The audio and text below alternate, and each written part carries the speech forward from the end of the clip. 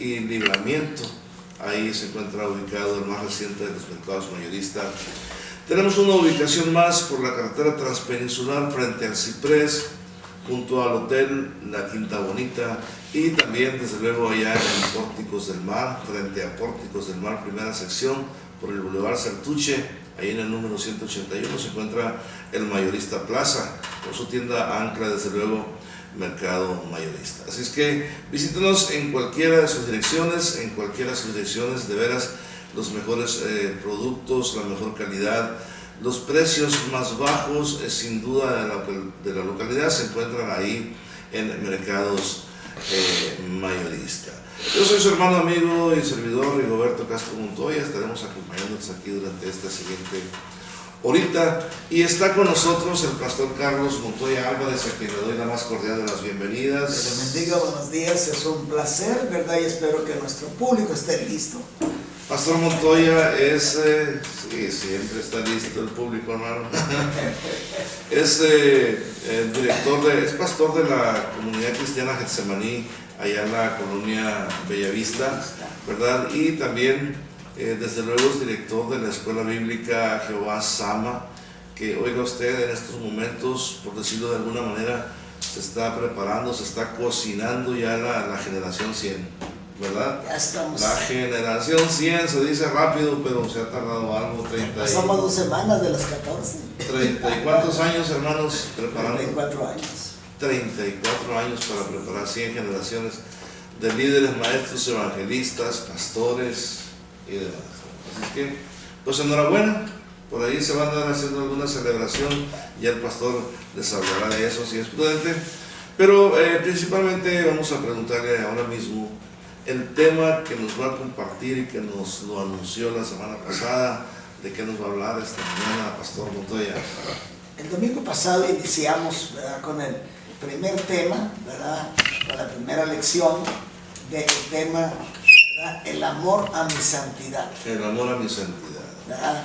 No nos estamos refiriendo al Papa Francisco. No, definitivamente no. Nos estamos refiriendo el amor a mi santidad, es a mi consagración a Dios. Sí. A mi vida dedicada a Dios. Estamos a hablar sobre ese tema que hablamos el domingo pasado, estuvimos hablando un poco amplio, y hoy voy a hablar sobre el mismo tema, ¿verdad?, con la sección 2, ¿verdad?, el amor a mi santidad, basado solo en la pura carta de los Efesios. Aleluya.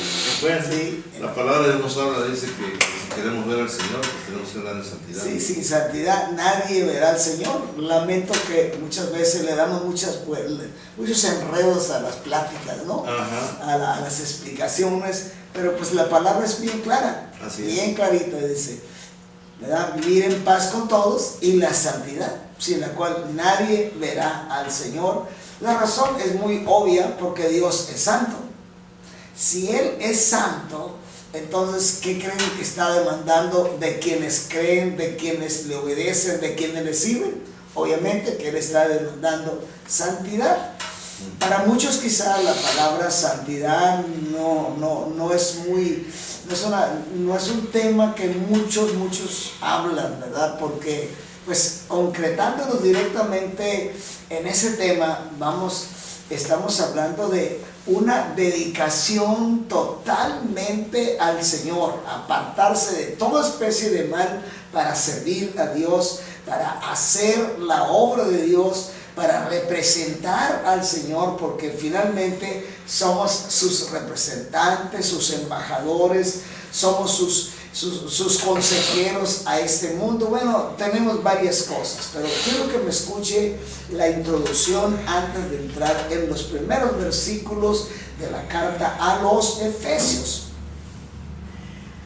Si realmente amamos a Dios y analizamos, ¿verdad?, ser personas dirigidas por Dios a través del Espíritu Santo, obviamente debemos ser personas temerosas de Dios, personas dignas representantes ¿verdad?, de Él aquí en la tierra, como personas apartadas del mal, ya que Él a través de su obra redentora, rescatándonos, redimiéndonos, ¿verdad?, nos apartó para Dios y ser hijos de Dios.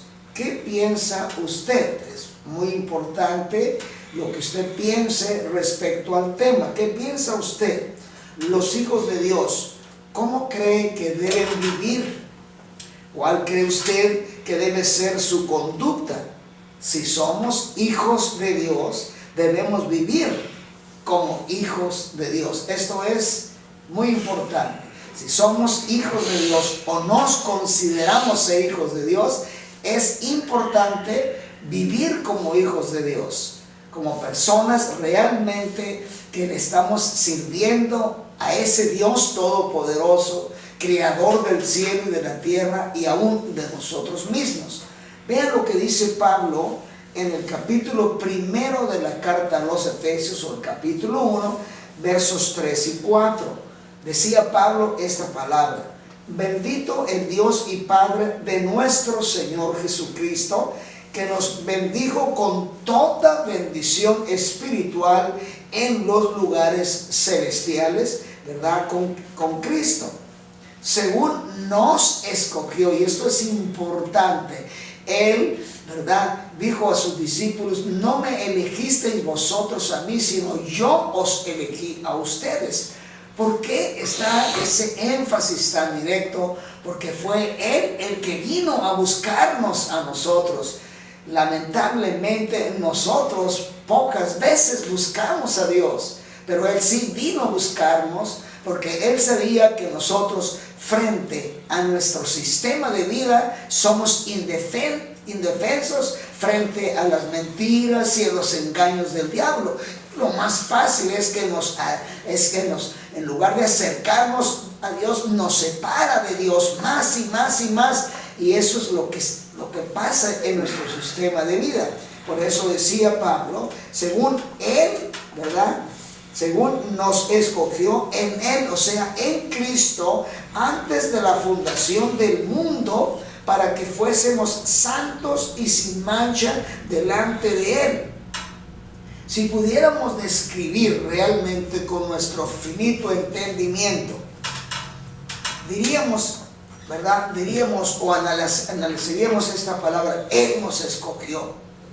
Él puso sus ojos en nosotros, siendo tan malos, tan corruptos, tan perversos. Él puso sus ojos en nosotros, nos escogió.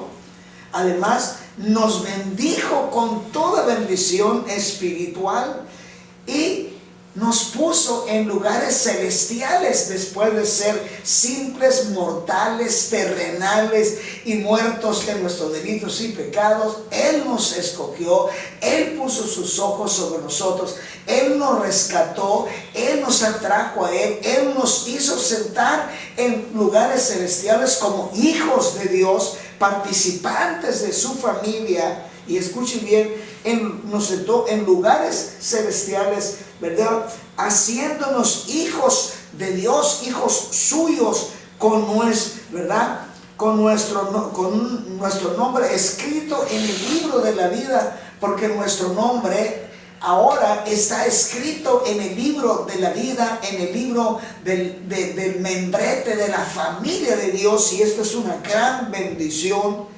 También nos escogió desde antes de la fundación del mundo.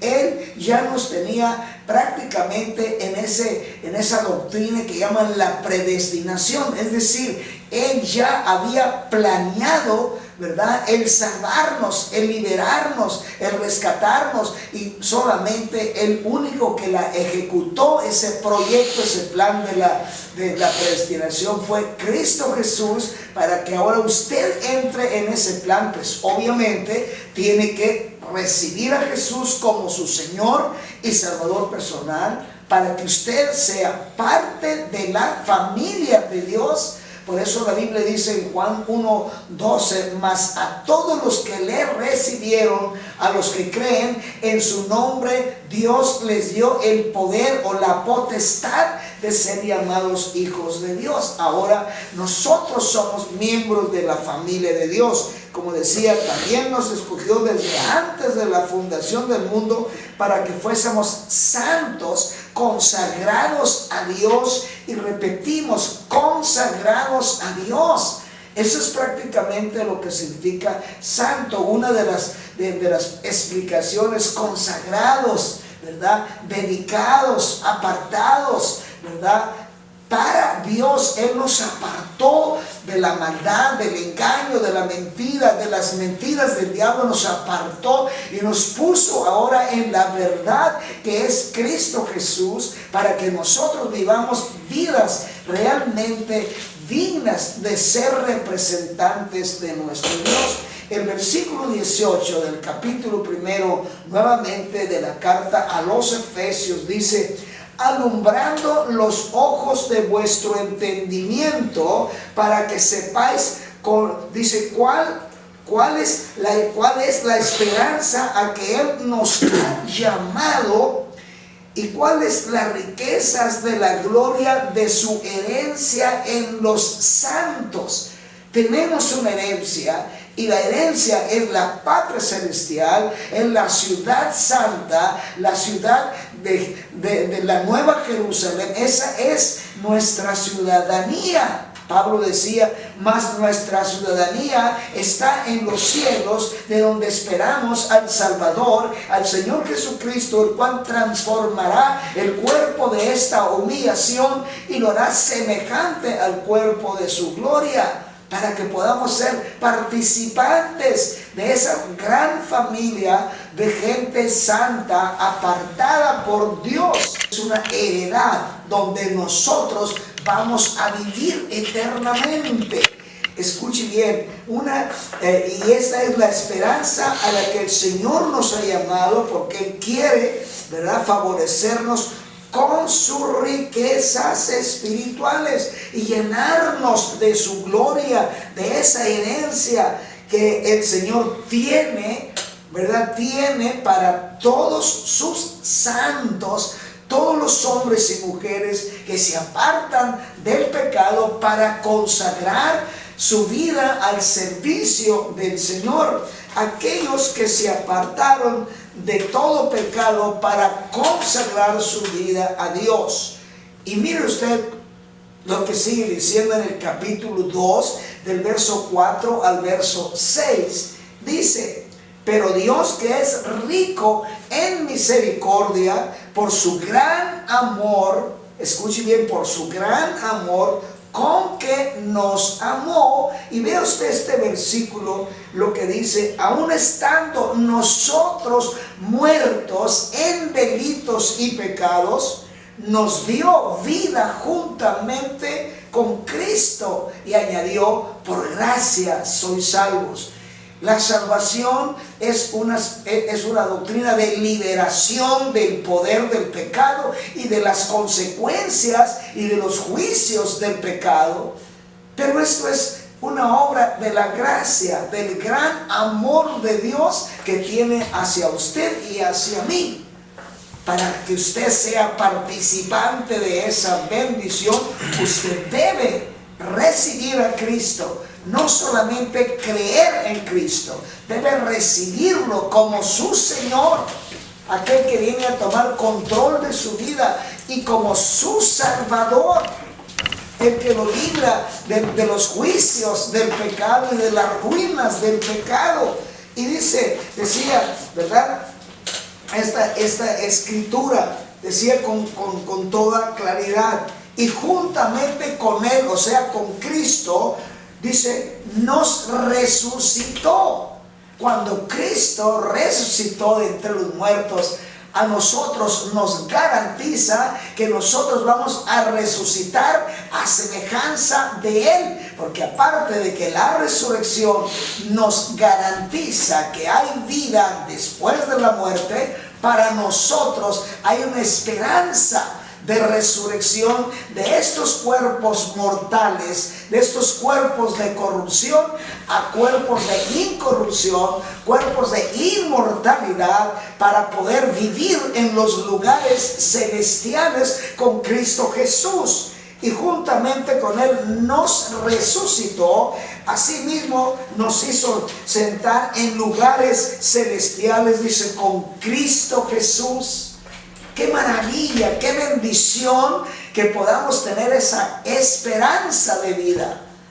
No hay para nosotros un despertar lamentable o doloroso. Nuestro despertar en la eternidad será simplemente para recibir una palabra maravillosa que el Señor dijo en una ocasión: venid benditos de mi Padre a heredar el lugar que está preparado para vosotros desde la fundación del mundo.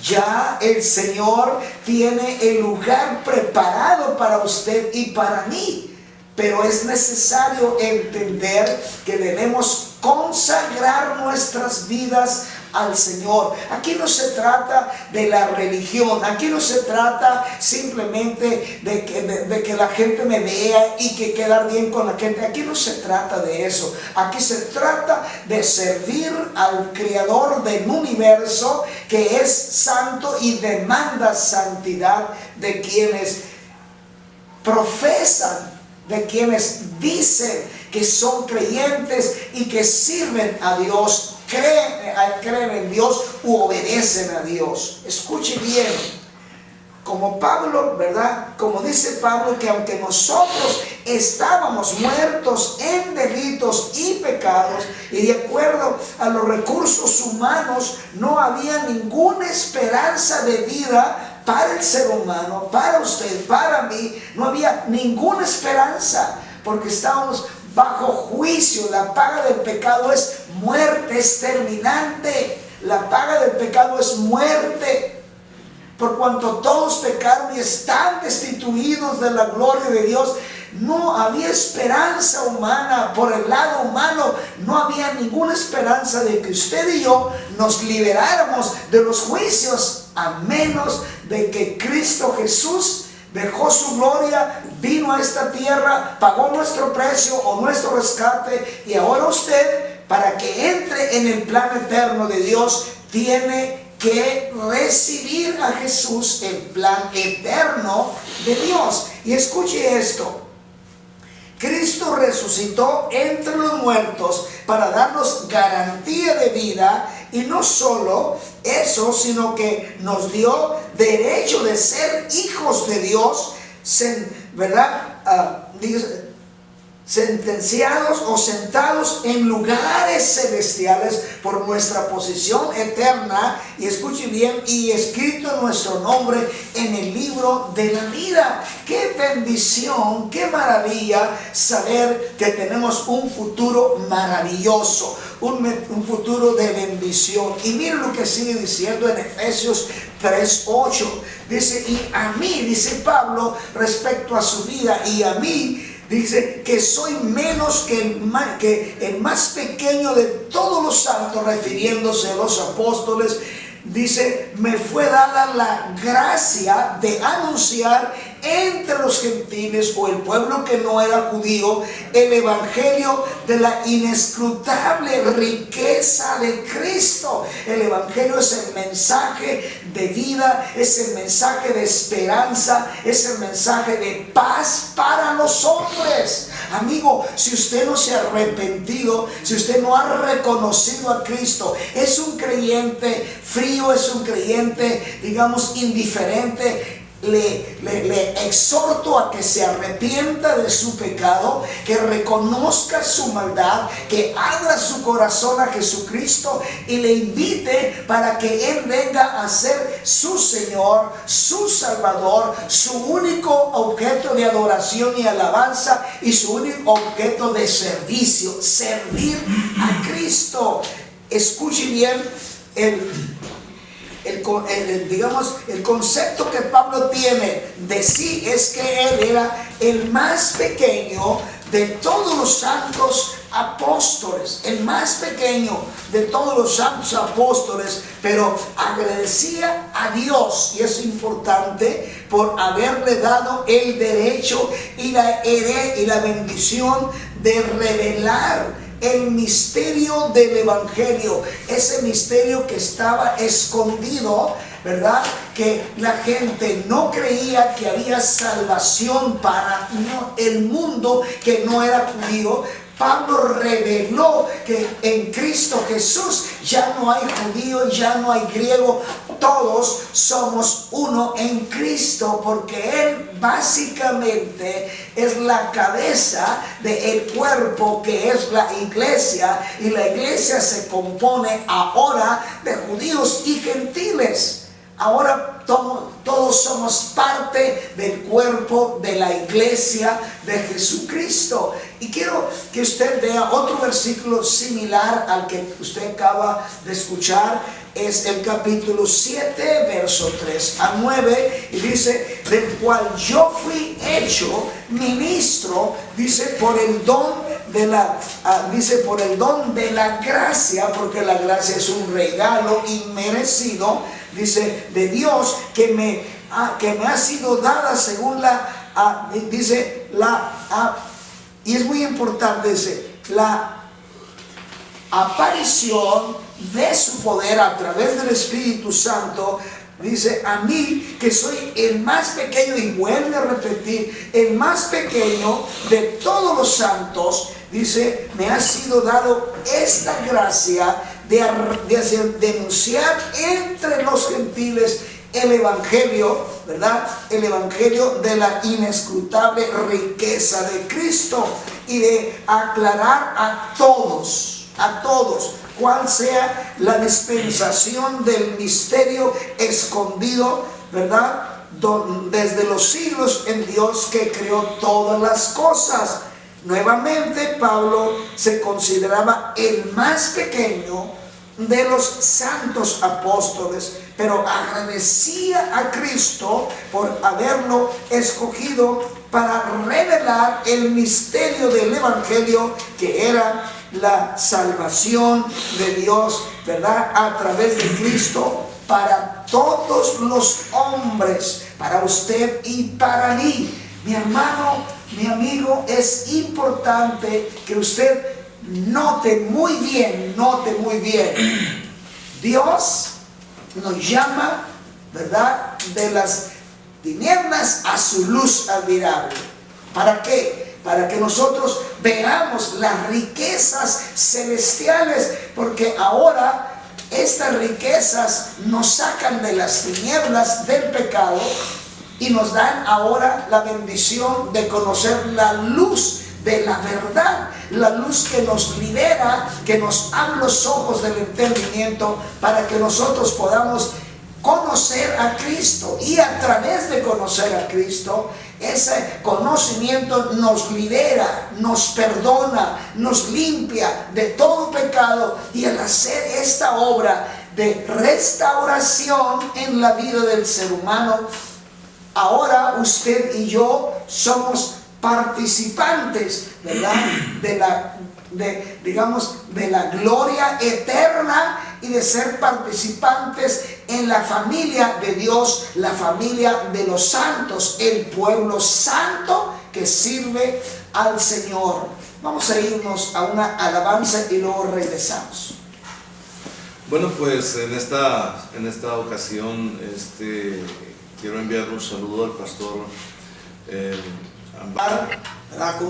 con otros pasajes más, porque hay mucho pasaje. Realmente solamente quiero decirle, en esta lección solamente son puros pasajes de la carta a los Efesios.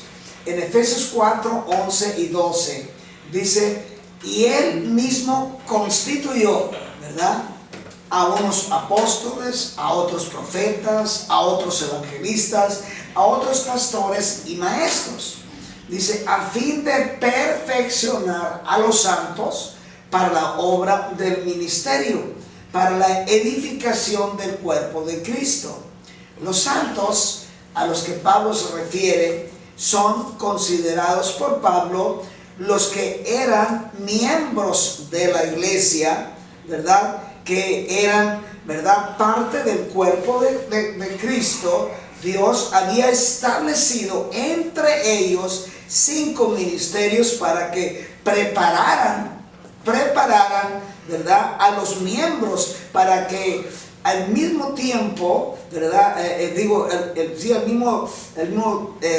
ministerio, perdón, del Evangelio corriera con rapidez, ¿verdad?, por el testimonio y la preparación que estos miembros o estos santos, ¿verdad?, recibieron y pueden compartir con la iglesia, con el resto de la gente, digamos, el cuerpo de Cristo, donde Cristo es obviamente la cabeza de ese cuerpo. No somos nosotros somos simplemente miembros que funcionamos en el cuerpo de Cristo. No somos las cabezas de un grupo, pero no la cabeza de la iglesia en general. La cabeza de la iglesia es Cristo. Es por eso que los conceptos, cuando no se entienden correctamente y no se enfocan correctamente, empezamos a hablar, es mi iglesia, y empezamos a meter retenes, empezamos a meter piedras en los hermanos para que no haya comunicación, para que no haya relación o reconocimiento de los demás grupos, y eso es lo que nos trae un problema muy serio, porque aunque todos decimos ser hijos de Dios y todos decimos que vamos a ir al cielo, sin embargo, aquí estamos peleándonos, que yo soy mejor que tú, de que tú no tienes la verdad, que yo tengo la verdad, y estamos ahí agarrados. Yo siempre digo, ¿verdad?, como se dice pues, normalmente, del moco del guajolote, ¿verdad? Estamos ahí nomás agarrados. ¿Para qué hacer esa ridiculez cuando bíblicamente sabemos que solamente hay una iglesia por la cual Cristo viene, y esa iglesia debe ser una iglesia santa, una iglesia apartada totalmente del pecado? Lamento, y esto lo digo con todo respeto, que mucho cristianismo no entiende claramente ese papel tan interesante como lo es santidad. Pero voy a seguir hablando más del capítulo 5 de Efesios, verso 8. Porque en otro tiempo, decía Pablo, erais tinieblas, mas ahora sois luz, ¿verdad?, en el Señor. Andad como hijos de luz. Esta figura que Pablo usa, luz, es para enseñarnos lo que Cristo hizo cuando aún Él vino a nuestra vida. Él nos sacó de las tinieblas del pecado, y escuche bien, y de la maldad en la que vivíamos, y nos ha puesto ahora como hijos de Dios, o como hijos de luz. Sinónimo, ¿verdad?, de santidad. Hijos de luz es del día, donde no hay nada oscuro, donde no hay nada que ponga en evidencia, porque hay una vida consagrada, una vida entregada a Dios, una vida totalmente libre de todo pecado y de toda maldad. Esto es algo sinónimo o semejante a la palabra santidad. Y es importante que usted, ¿verdad?, vea, porque es necesario que los cristianos sepamos, para apartarnos de tanta maldad que prácticamente en ocasiones muchos cristianos practicamos. Voy a usar entre todos, practicamos la rebeldía, el pleito, el chisme, la mentira, el divisionismo, el quebrantamiento entre los cristianos. Todas esas cosas a Dios no le agradan, obviamente, y no son los síntomas de una persona que vive en santidad, porque porque lo que Él hizo básicamente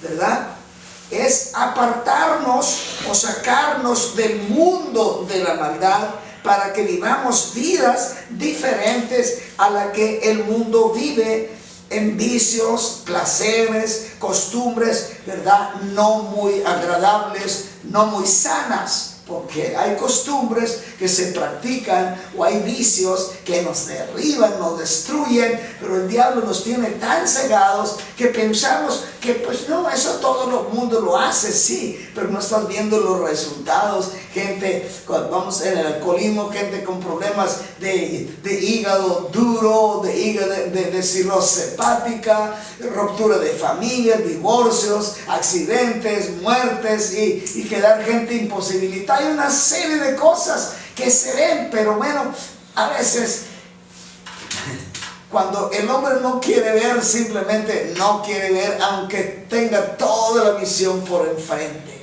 Espero que usted que me escucha, pues como dicen por ahí, ¿verdad?, agarre la idea, agarre el camino. Ya es tiempo, prepárese, porque vienen días muy fuertes. Y voy a seguir hablando porque hoy hablamos del 5, Efesios 5, 23 en adelante, donde Pablo decía: maridos, amad a vuestras mujeres. Es una analogía entre Cristo, la iglesia y el matrimonio. Maridos, amad a vuestras mujeres, así como Cristo amó la iglesia y se entregó a sí mismo por ella para santificarla o consagrarla para él y su servicio, habiéndola purificado por el lavamiento del agua de la palabra, es decir, por la palabra viviente que es Cristo pagando el precio por usted y por mí, a fin de presentarla a sí mismo una iglesia gloriosa, que no tuviese mancha ni arruga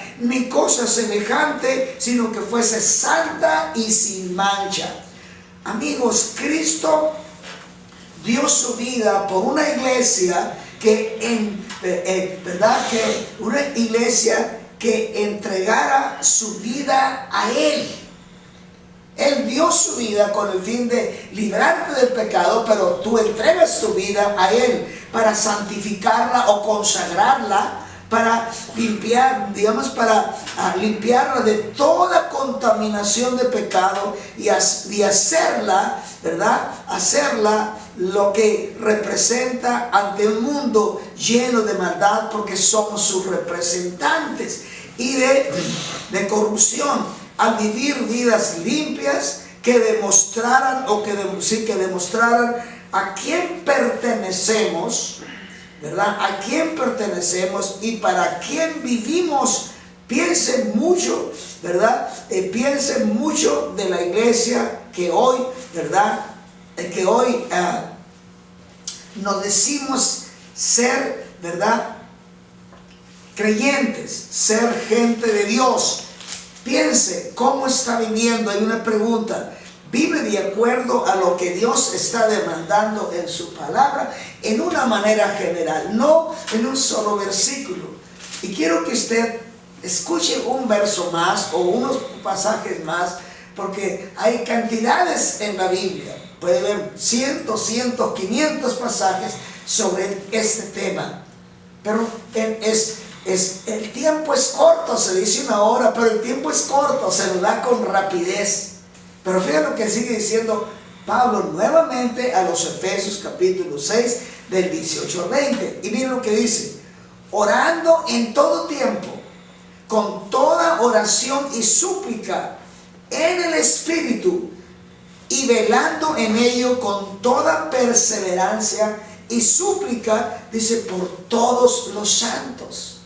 Nuestra oración, nuestro tiempo de relación con Dios, no solamente es comunicarnos, comunicarle, exponerle, sino también usar tiempo para orar por aquellos hermanos que están sufriendo. Hay gente que mientras usted y yo estamos aquí muy tranquilos, quizá en Irak, en Irán, por allá, muchos cristianos están siendo masacrados injustamente por el solo hecho de ser cristianos. No son gente revoltosa, no son gente problemática, son gente santa que se preocupa por el bienestar de sus semejantes. Lleva a cabo el mandato que dice: ama a tu prójimo como a ti mismo. Solamente por ese tipo de servicio están muriendo. Había en la semana ya que está por terminar, había un día sentencias sobre 200 personas cristianas que iban a morir solo por su fe. Y cierto grupo invade un pueblo cristiano, de gente cristiana en Arabia, y ya se puede imaginar la masacre que hicieron o que han hecho estas personas que creen que están haciendo bien por su religión. Cristo mismo nos enseñó y dijo claramente que en los postreros días la gente nos iba a matar pensando agradar a Dios. Esto ha pasado en la historia por causa de defender la religión o defender los conceptos doctrinales de cierto grupo cristiano, entre comillas, simplemente porque la gente va en contra según sus conceptos, porque no están de acuerdo con sus ideas o sus doctrinas. Simplemente vamos a matarlos, vamos a quemarlos, vamos a hacer cosas terribles. ¿Cómo es posible que una persona me dice que cree en Dios? Creencias de ideas. A veces pienso, ¿realmente entendemos la verdad? ¿Realmente entendemos que la Biblia nos enseña que debemos amar a nuestro prójimo? Que no debemos matar o privar de la vida a nuestros semejantes. ¿Quiénes somos nosotros, pues, para privar de la vida a un ser humano, vida que tú no diste? ¿Quiénes somos? ¿Qué autoridad tenemos? No cabe duda que seguimos la naturaleza del diablo, porque la naturaleza del diablo es roba, mata y destruye. Ese es su trabajo. Por eso Cristo les dijo a los judíos: vosotros de vuestro padre el diablo sois, porque ustedes están procurando matarme, cuando yo les estoy hablando la verdad de mi Padre Celestial. Pero han cegado sus ojos por su religión, por sus creencias equivocadas y fallas, y están actuando en contra de la ley que ustedes mismos dicen con su propia boca. Escuche bien lo que sigue diciendo la Escritura, porque es interesante. Decía Pablo: y por mí, a fin de que al abrir mi boca oren por mí, me sea dada palabra para dar a conocer con denuedo el misterio del Evangelio, revelar la verdad que libera al hombre de la mentira y del engaño. Dice: por el cual soy embajador, dice, en cadenas, que con denuedo hable como debo hablar. ¿Cómo es posible que un grupo que dice que es cristiano, que dice que ama a Dios, que sirve a Cristo, odie a otra persona porque no es de su grupo? Lo etiquete, lo apunte, lo juzgue. Qué tremendo, cómo está cegado el entendimiento de la gente. Y lamento que líderes tanto evangélicos como católicos se pongan en contra y estén agarrados del moco. ¿Por qué, pues? ¿Acaso el Cristo del católico es diferente al Cristo de los evangélicos? Es el mismo Cristo. El problema es que no es la misma doctrina, no es la misma enseñanza, pero tampoco es el mismo sistema de vida. Ese es el problema. Amigos, Cristo los ama. Amigos, entendamos que somos un cuerpo. Entendamos que nuestro llamamiento es un llamamiento santo. A vivir vidas santas, vidas consagradas, vidas que realmente hagamos la representativa correcta de a quién servimos, en quién creemos y a quién amamos. El último versículo la última parte, de reflexión es esta. Mis hermanos, este tema es básico en nuestra vida con Cristo, porque Él nos ha llamado a vivir una vida de santidad, una vida consagrada a Dios, una vida que demuestre quién somos y a quién servimos. porque la iglesia hoy en día está muy distante, está muy lejos, está muy, digamos, muy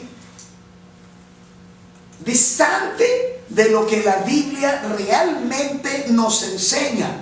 Más bien está copiando todas las costumbres, ¿verdad?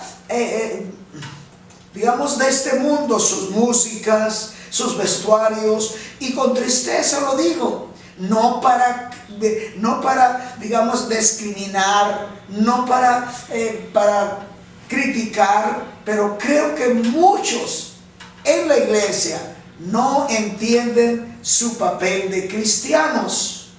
Con todo respeto, no entienden su papel de cristianos. La palabra cristianos se le dio a los seguidores de Cristo porque hablaban de Cristo, enseñaban de Cristo, vivían para Cristo y morían para Cristo. Esto es interesante. Muchos no entendemos eso, y lamento que en esta ciudad y en este país todos lo decimos ser cristianos, pero estamos muy distantes realmente de lo que Dios demanda de nosotros como personas seguidoras de Cristo.